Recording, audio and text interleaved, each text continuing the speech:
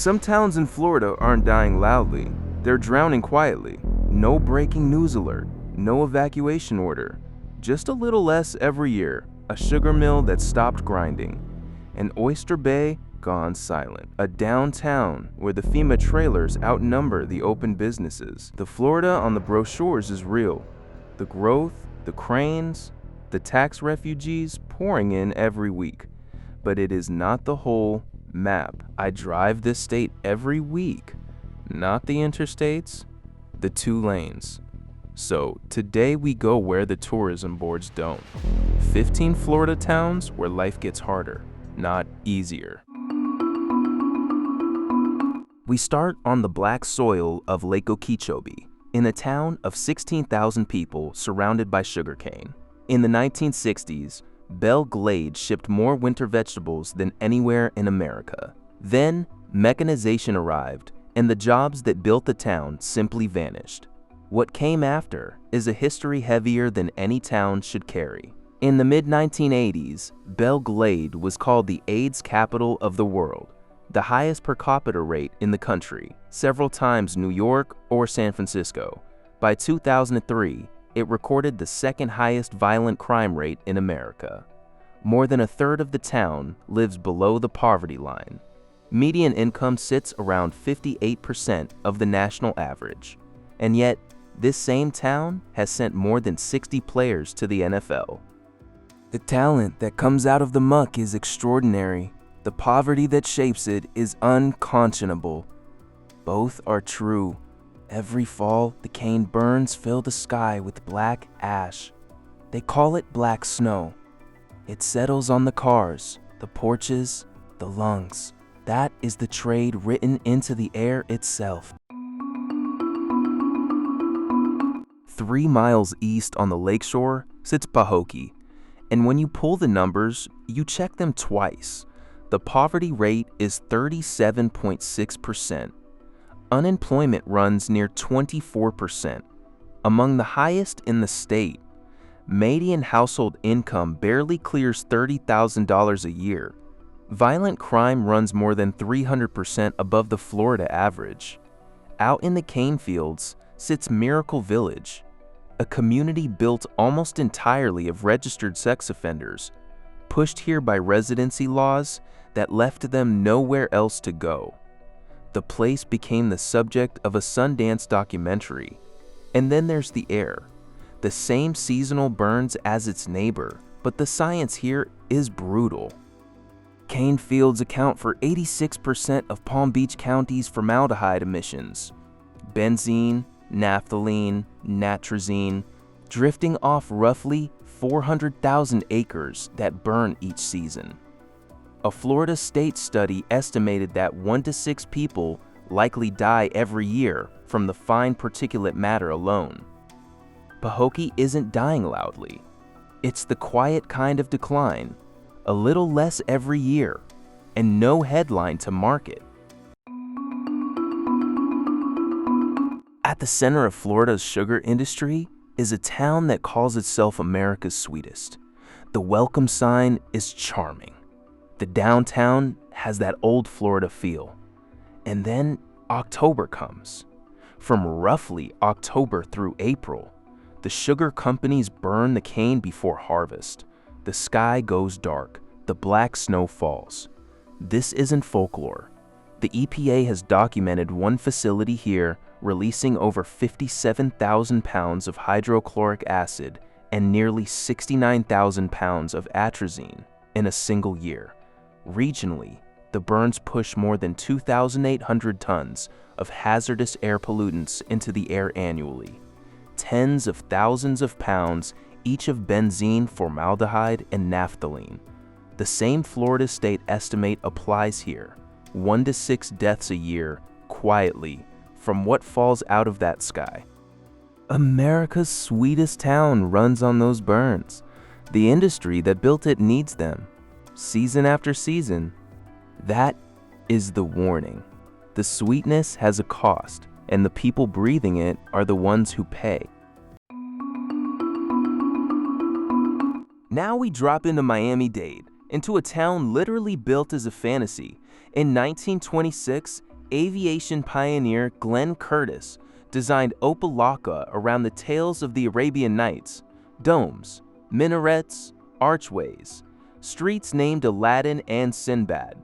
It holds the largest collection of Moorish Revival architecture in the Western Hemisphere. It called itself the Baghdad of the South. Then reality arrived, poverty climbed past 30%, and the city government collapsed in ways that would be comedy if real people weren't paying for it. In 2016, the FBI raided City Hall over an $8 million kickback scheme. The state placed the city under financial emergency oversight for nearly a decade. In one scandal, workers reportedly shut off residents' water and demanded cash to turn it back on. And when the sewer system failed, raw human sewage flooded the streets, including a street named after Aladdin. In 2017, residents voted on whether to simply stop being a city at all. Opa-locka is the cautionary tale of this whole list. Ambition built the scenery. Nobody maintained the plumbing underneath. South of Miami sits the town a hurricane tried to erase. On August 24, 1992, Hurricane Andrew made landfall here as a Category 5 with 165-mile-an-hour winds. Of the roughly 1,176 mobile homes in Homestead, Andrew destroyed 1,167 of them. The Air Force Base was leveled. Half the town's population left in the weeks after, and many never came back. Homestead rebuilt. It survived. But surviving a storm is not the same as recovering from it. The poverty rate still runs between 18 and 23%. The crime rate is higher than about 90% of Florida communities. Roughly a 1 in 35 chance of being a victim in a given year. And home prices have climbed to $400,000 and up in a town where wages never came close to catching them. So the young families that rebuilt the place now can't afford to buy in it. And every hurricane season, June through November, the whole town holds its breath again. That is the distinction Homestead lives inside, still standing, still not whole. And here the mainland ends. Florida City is the last town you pass before the overseas highway carries you out to the Keys. Thousands of tourists blow through it every day, windows up, GPS counting down the miles to paradise. Most never register it at all. That's probably the point, because Florida City carries the highest violent crime rate in the entire state. Roughly 2,290 incidents per 100,000 residents. That's more than 6 times the national average. About a 1 in 38 chance of being a victim of violent crime in a single year. The poverty rate sits near 41%. Nearly half the town living below the line. There's an unofficial motto here that locals repeat to anyone who stops long enough to ask: get gas and keep moving. They are not being dramatic. And that's the cruel geography of it. Florida City sits at the gateway to paradise. The Keys are right there, and this is the last thing you see on the way in, and the first thing you see coming back. If you're still watching 6 towns deep into the Florida, nobody advertises. Do me a favor and subscribe. I break down the real version of this state every week, the one behind the listing photos, because it gets heavier from here. Now we go north to the Panhandle, to a spring break town that a storm nearly erased from the map and that America mostly forgot. On October 10th of 2018, Hurricane Michael made landfall as a Category 5 with 160-mile-an-hour winds, the strongest storm ever to hit the Florida Panhandle. It damaged 98% of Panama City's infrastructure.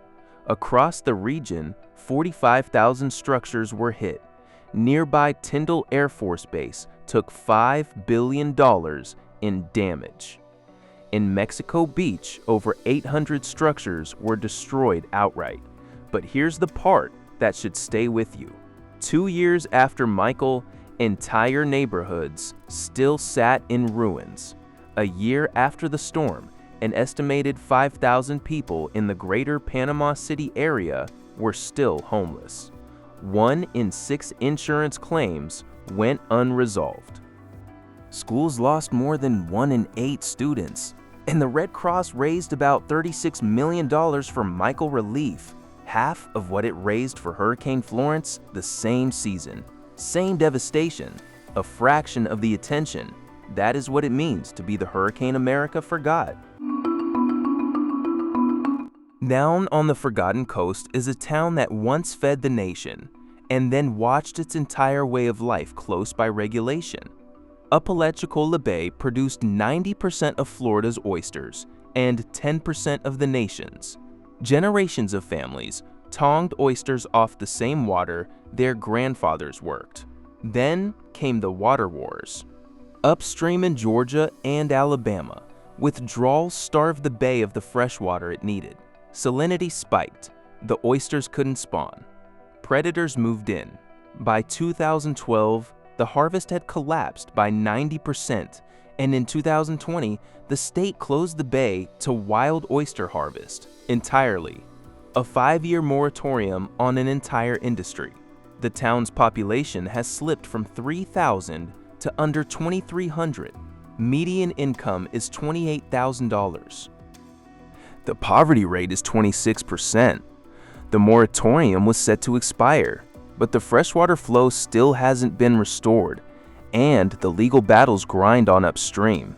The town is beautiful, postcard quaint, but beautiful doesn't pay a mortgage when the water that fed you for a century has gone quiet.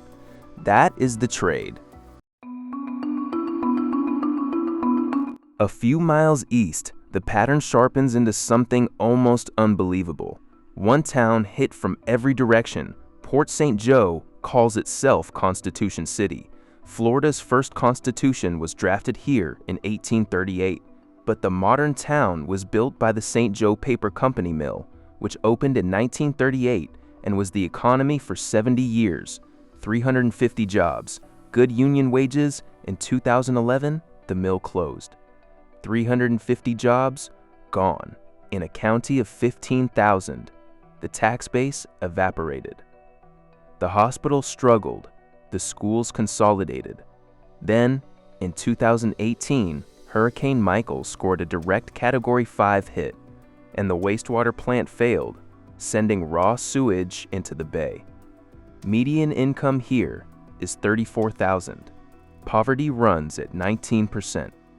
And in a final twist, the St. Joe Company, now a real estate firm, is building a new planned community nearby. The same name that built the town, then left it, is back to sell the land around it. That is the point. The money didn't disappear. It just stopped being for the people who live here. Inland, in the Big Bend, is a town that calls itself the forest capital of Florida, and that lost its forest economy in 18 months. For 60 years, the Georgia Pacific Pulp and Paper Mill was Perry, 2,000 jobs at its peak. Then, in 2019, the company announced it was closing the paper machine. 700 jobs. By 2021, the rest of the operation was gone. A county of 21,000 people lost its economic engine almost overnight, and the damage rippled outward. The loggers, the truckers, the machine shops, the restaurants, the mill had paid 40% of the county's property taxes. The school district cut positions. The local hospital faced bankruptcy and only survived by converting to a state-supported critical access facility. Median household income is $38,000. Poverty runs at 22%, and the young people are leaving. Locals will tell you half the graduating class is gone by Christmas.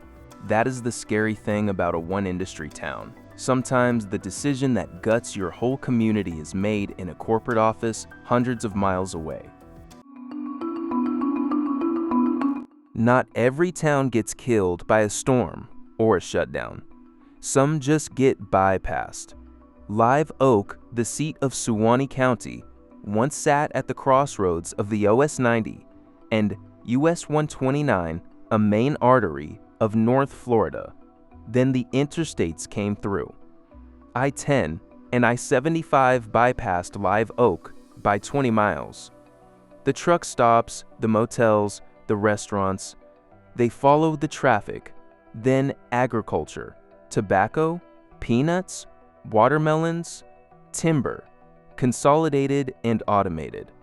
The county's population has barely moved in 30 years, but the town itself has lost residents every single census since 1980. Median income is $32,000. Poverty runs at 28%. And here's the part that matters most when you're older and thinking about moving here. The local hospital is a 25-bed critical access facility. Anything serious, real trauma, means an hour's drive to Gainesville or Tallahassee. The oak canopy over Main Street is genuinely beautiful. But beauty and access aren't the same thing. And out here, the distance is the story. Some towns don't run on an industry, they run on incarceration. Starke is the seat of Bradford County, a town of 5,000 people whose largest regional employer is the Florida Department of Corrections. Within 20 miles sit 4 major state prisons, including Florida State Prison itself. More than 3,000 inmates and over 1,000 correctional staff. In a county of 28,000, roughly 1 in 10 working adults is employed by the prison system. Those are stable government jobs, and that matters. But it comes with a hidden cost. State prison land pays no property taxes. Retail struggles. Housing stays cheap because demand stays flat. And the schools serve a high-needs population on a low-revenue base. Median household income is $36,000. When the most reliable employer in your county is a correctional facility, that tells you exactly where the private sector jobs went. There's no real growth engine here. Just the prison and the town that quietly organized itself around it. Deeper into the rural coast, the name tells you everything. Cross City, a place you cross through on the way to somewhere else. It's the seat of Dixie County, one of the most rural counties in Florida, a place that had no stoplights at all until recently. The name is literal, the crossing of US 19, 98, and 27. But 19 is 4 lanes now, and it bypasses downtown. The trucks don't stop anymore. The economy was always timber and seafood. The timber companies mechanized. The oyster beds in Suwannee Sound declined just like Apalachicolas. The shrimp boats, crushed by fuel costs, regulation, and cheap imports, are mostly gone. Median household income is $31,000. Poverty runs at 29%. And the hospital, the only one in the county, closed in 2019. The nearest emergency room is now 35 to 45 minutes away. The county is trying to sell the Nature Coast. The paddling, the wildlife refuge, the gorgeous old Putnam Lodge. But the young people leave, the old people stay, and every year, the ambulance runs get a little longer. Back on the forgotten coast is a town locals just call Wewahitchka, the Tupelo honey capital of the world. This is the only place on earth where pure Tupelo honey is produced commercially. The bees work the white Tupelo blossoms for just 2 weeks each spring. It's rare, it's extraordinary, and it was never enough to carry a town alone. For decades, Wewahitchka also had the St. Joe Mills woodyard and chip plant, hundreds of jobs. The mill closed in 2011. Then, in 2018, the eye of Hurricane Michael pass directly overhead. Category 5, damaging 80% of the homes and flattening the Tupelo swamps. Trees that take 30 years to flower, gone in an afternoon. The beekeepers are stubborn. They'll tell you the blooms will come back. But a drum of Tupelo honey wholesales for about $200. You need a lot of drums to live. And the St. Joe Company owns most of the land now, draining the swamps and selling them for development. The honey is sweet, the future is bitter. Both are true. We end on a bluff over the Apalachicola River, right at the Florida-Georgia line. The river made Chattahoochee, steamboats, cotton, timber. But the institution that defined it arrived in 1876, the Florida State Hospital, originally the state asylum. At its peak, 3,000 patients, the largest employer in Gadsden County. The town grew entirely around it. Then came deinstitutionalization. The patient population fell from 3,000 to under 1,000. Hundreds of acres of beautiful brick buildings sit partially empty. A state prison moved in next door. Now a town of 3,000 people serves a campus of roughly 2,000 patients and inmates. Gadsden is the only majority black county in Florida and one of the poorest. Chattahoochee's median income is $28,000. Poverty runs at 34%. Main Street is mostly empty. The grocery store is a Dollar General. And here's the cruelty of it. This town sits on some of the most valuable land in North Florida, riverfront, elevation, hardwood forest. But the people buying it are the timber companies and out-of-state investors, not the families who live here. The view from the bluff is beautiful, but you can't eat the view. I drive this state every single week, and the story isn't slowing down. Drop a comment and tell me which town surprised you the most, or which one I missed. Because Florida has more than enough material for a part 2. 15 towns, one state. The growth you read about, the cranes in Miami, the corridor in Tampa, the money pouring into the villages. That growth is real, but it's concentrated. It clusters, it bypasses. Look at these towns together, and the pattern is undeniable. Each one was built on something real. Sugar, oysters, paper, timber, cotton, honey, prisons, freedom itself. And each one watched that foundation slip away, slowly, then all at once. These aren't just poverty statistics and boarded windows. Good people live in these towns. Proud people, families who stayed when it would have been easier to leave. The Florida you hear about is real, but it is not the whole map, and the cost of pretending otherwise is written on the boarded storefronts of every town we just visited. If you want the real Florida, not the tourism version, subscribe and tap the bell. We are just getting started. I'll see you in the next one.